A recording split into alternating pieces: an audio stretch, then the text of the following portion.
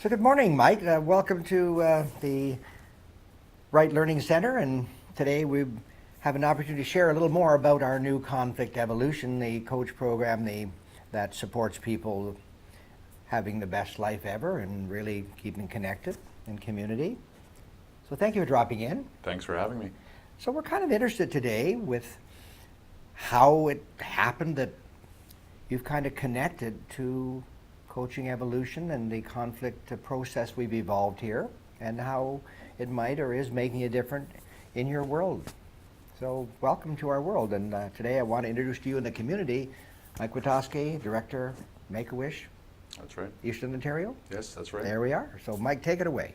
Maybe introduce yourself. Well, thanks, John, and thanks for having me. Well, a background of how I evolved to this conflict evolution process was I always had a need to serve the community in some way. And whether it was in my business, when I was an entrepreneur, or when I became a social entrepreneur and helped start the Make-A-Wish Foundation of Eastern Ontario in 1999 with a bunch of great folks, volunteers, I just felt the need that I wanted to serve the community, serve my friends, serve my family. And in doing so, I think it really serves myself, what I feel, my purpose. I feel connected to Source when I'm serving. And so one way that I wanted to do that was to learn to be a life and business coach. And with you, I've taken the 200-hour Coaching Navigator training. And at that point in my life, this was about 3 years ago, has evolved my life and made my relationships better, because I'm asking some really good questions, and I'm learning to keep quiet sometimes to listen to what those answers are and be respectful to the people that I'm dealing with. And that has really evolved. But like anything in life, society, I'm finding still never fast enough, good enough, go, go, go. And so I'm evolving along with society in this rapid pace. And I'm feeling still sometimes with all my learnings that, I get caught up in the weeds sometimes. So let's just take a moment to gather our breath and let people take a little bit of all they've said in, and a leader in community, a man in service, a man on a mission, if I could say. I'm hearing a man who's really involved in a very special mission when I think of Make-A-Wish. That's wonderful. So you've had the opportunity to interface with some really top people over a dozen plus years. Yes. And you've had opportunity to come in touch with some pretty significant ways of being present with young people, with community, you've had some great learnings and trainings. What is it specifically that kind of captured your imagination, or maybe added another major learning tools I've heard you say in connecting with community through this program that you've just experienced in the last 6 months? Well, I truly believe to be the best that I can be, I need to help the people that I would like to help. I need to continue my learning. I think life is a learning practice. We're never done learning, and I'm grateful for all learnings that I have. So what has happened is, when I came across the conflict evolution process, the 5-step process in December 2015, I found that to be, in a word, a gift. Because I listen to so many self-help tapes, I read a lot of books, I study wherever I can, I'm a very visual, I watch a lot of TV, all on learnings and the great gifts that we have on this planet. And what happens is sometimes that can become a little overwhelming itself, because there is a lot of information out there. When I came across conflict evolution, for me, I can take a lot of the material that served me well in my journey, but I can take a lot of that material now and just put it on the shelf. Well, thank you, Mike. That's I'm sort of hearing or getting a sense that there was something in the simplicity or in the natural way that conflict evolution was presented to you that made this path a little easier, or I should say, put all the books on the shelf that you can be present. So maybe you could just net that out a bit. Well, with the, yes, you're right, conflict evolution is a simple step, yet I will have to say it's a practice. We always have to continue practicing everything in our life to be the best that we can be, so that we can help people be the best that they can be. But in saying so, conflict evolution, it gives me clarity, it gives me time to stop and connect with myself so that I have then a better opportunity of making a choice. And I'm not saying, and I running a full-time business and running and being part of a big foundation, like everybody, I'm running into conflict many times during every day. So when I go through the 5 steps of conflict evolution, it really makes me feel connected back to source, to myself. I can make some clear, conscious decisions on moving forward on the conflicts that I'm dealing with at that time. And I will say that not every time I go through the 5 steps, the conflict is resolved. What I will state, though, is that when I go through the 5 steps, I have a choice that I take, a request that I make of myself or others, the last step of conflict evolution, the 5th step, that makes me feel a lot better about that conflict. Even though the problem or the issue might still be there, it doesn't manifest into a lot of unnecessary adversity. So thank you, Mike. And you've pointed out, as many of us, I've been in business 47 years here, and you mentioned, and we can both agree, that the natural order of issues, challenges, situations that we can kind of capitalize under a bigger heading conflict is a normal part of everyday work, life, business, family. And I've heard you say that you can take a pause, like take a breath, and I'm sort of sensing you stepping back just one step outside of the energy of that issue that's maybe in a whirligig and being able to respond with some of the great gifts you've been learning in the last dozen years. Exactly. With the evolution of all my learnings, self-help books, trainings, videos, they're not a waste of time. They have helped me come to the point in my life where I am today. Conflict evolution is kind of like, for me, the umbrella that goes over all that. I don't have to get into a big deal. I don't have to get into some big process. I can just simply take a look at these 5 steps, go through them, and say, that's good enough now. And I can make a better decision moving forward, and it just, it serves me well. So as simple as it is, and it is a simple process, it's still, though, you still have to work at it. And, but at the end of the day, I have faith that it's enough. So when we work at things, and you and I who have certainly done that all our lives, have worked at things, have you started to notice that with the practice, you're kind of capturing that momentum or flow that we know conflict happens a few times a day, if not more. You probably notice, as I've noticed, some of that conflict seems to be the same story told another day. Sure. And it happens again and again. So what have you noticed about having these 5 steps, that when this story repeats itself one more time, Yes, with this increasing or different amounts of energy, depending who's telling the story, but what is the gift you've given yourself with this process? Because I'm hearing you say you can pause, step back, hear the story a little differently. It's enough. Mm-hmm.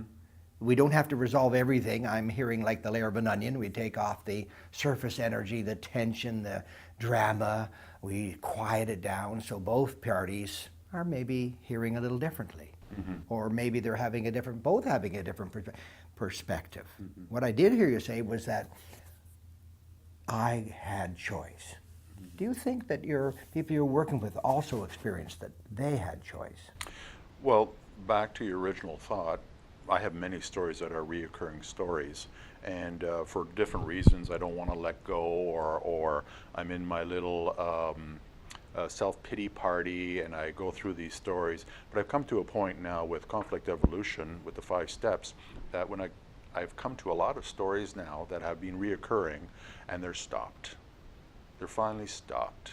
And yes, once in a while they pop back in my mind again, but I just go to the default that they have stopped and trust that they have stopped, because new stories are coming and new conflicts are coming, and I need to deal with those. So I don't need to waste my time as much with the reoccurring stories. Now, not saying that, I have a lot of reoccurring stories, but a lot of the big ones that have been keeping me up at night and keeping me not sleeping and or stressed during the day when we have all this abundance around us and I'm not in that right mood, or a lot of that has been rectified, and that to me is the gift. So one of the things we've shared as a new critical thinking piece of conflict evolution is netting down the story to 10 words. When I say that, what comes up for you as you've been practicing this practice? Well, I'm an extremist. I'm all or none. I don't like middle of the road. I've always been like that. And so when I look at life, I look at the macro and the micro. And the micro, to me, the smallest atoms. The macro is the farthest star. And in between that, we have our life. You know, that little piece of time in all of the existence of time, that little piece in time. So right there in the middle, I used to worry, I still worry to some degree, but I used to worry a lot about things that didn't really matter. So I've come up with, bottom line, it doesn't matter. When I start to look at it and go through the 5 steps, I really look at it, and what happens is I default to my purpose statement of who I am and what I stand for. And I believe that. That's my belief. So I honor my existence, therefore in gratitude I serve. For me, it tells me everything. So when I go through conflict, I go through the 5 steps. I resonate back to my purpose of why I'm here. And for that, that's enough to sit there and go, stop it. Stop it. It doesn't matter. Most of the things I worry about doesn't matter. And that's what's nice about making a request to myself or a request of others. I can stop it instead of letting it manifest into another bigger problem, compounded with all the other conflicts that are going to go into bigger problems, which is a mathematical certainty that I'll be a mess at the end of the day. Gives me a break in life. Yeah. Mike, I'm hearing a little bit of my early childhood readings in Huck Finn. Samuel Clemens wrote, these stories of Huckleberry Finn and Tom Sawyer, and what did he say? Is that half the stuff we were about never happens, and the other half we had no control over. So I'm kind of hearing That's Samuel right. Clemens' wisdom, and he must be 100 plus years old. So isn't it interesting that some of the realizations we gain with a few years under our own belt, that the more things change, the more they are the same. I wonder sometimes, John, in life, I put a lot of work, a lot of practice, a lot of hard work into all my learnings, and I do it, I guess, for lack of a better word, selfishly for me, so I can be happy. And I think that's the collective humanity's goal, is to be happy, no matter what, however that spells out, whatever the stories are. And I wonder, without my coaching Navigator training and the other trainings that I've taken to lead me to conflict evolution and practicing conflict evolution, I always wonder where I would be as a human being on this planet without that, with my wife, with my children, my 3 children, with my business, with my social activities in the community. I just wonder where it would be. So it's a journey. And that's why I'm blessed that I came across conflict evolution, that Alani and yourself came up with this process. It's my umbrella that goes over all the other learnings. And I can take pieces from those other learnings when time comes to it. But at the end, if I just need a break, and I have an issue, I just go through the steps. So what would be the one thing from all of the things that you've taken away as you've taken the last 6 months of utilizing the 5-step process, what's the one thing you would, if you were looking out and giving a gift or returning that gift to a community, to some of the people you work with, what's the one thing that you'd like folks to consider that really would empower them to have this kind of happiness? Well, I love helping people, and I love making a difference in somebody's life. It really serves my heart and who I am. And it's the frustration and the patience, and I'm a very patient man, but it's still the patience of how do you get something like this concept out to the people that you love and care about so that they can make a conscious decision to take a look at it, to see how it can benefit them. And it's to get that word out, It's like Field of Dreams, you and Alani have built this. Now we're waiting for the people to come. Well, I'm here, I've arrived, and I would like to, help spread the word, because if it serves me well, I know a lot of individuals that are nowadays, again, back to reiterate, the society stressed, maxed, going 100 miles an hour, never good enough, cheap enough, fast enough, to give them this process, simple process, and hopefully it benefits them even in a little way. And isn't that nice? Isn't that impactful, magical, meaningful? Well, of course, my biases are quite open, since we did take time over a period of 7 years to create the simplicity. Our goal at CE was to make it simple. Mm-hmm. The complexity in the world seems overwhelming. Mm-hmm. Was to make it subtractive, not additive. So we cut it from storytelling of 35, 2 paragraphs, 4 pages, down to 10 words. So we've done some artistry to present with people a tool, if you'd like, that's simple enough that we can hold it true on 5 fingers.